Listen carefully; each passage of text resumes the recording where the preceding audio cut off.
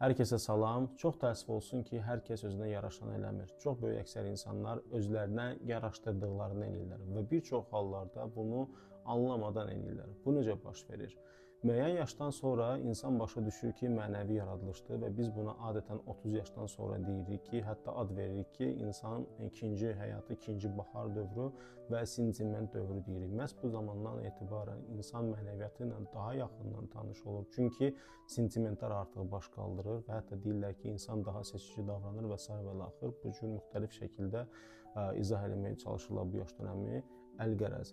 Məhz bu yaş dönəmində insan sentimentlərlə, mənəviyyatla tanış olduğu üçün başa düşür ki, insan mənəvi yaradılışdır və hər davranışı özünə qarşı olan və qarşı tərəfə sərgilediyi davranışı mənəviyyatla qiyaslamağa başlayır.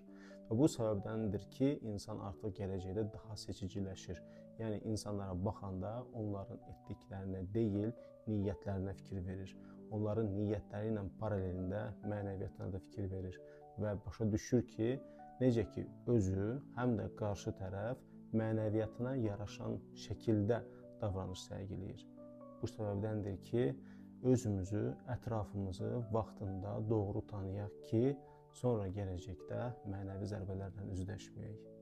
Bu səbəbdəndir özünüzü və əzizlərinizi mənəvi varlıq, mənəvi yaradılış olduğunu əsla və əsla unutmağa qoymayın ki, hər şeyin məhz fundament olaraq bunun üzərində qursunlar ki, gələcəkdə bu cür sarsıntılı əziyyətlər çəkməsinlər. Hər kəsi ətrafında çox dəyərli, mənəvi, zəngin insanlarla əhatəsində olmağı arzu edirəm.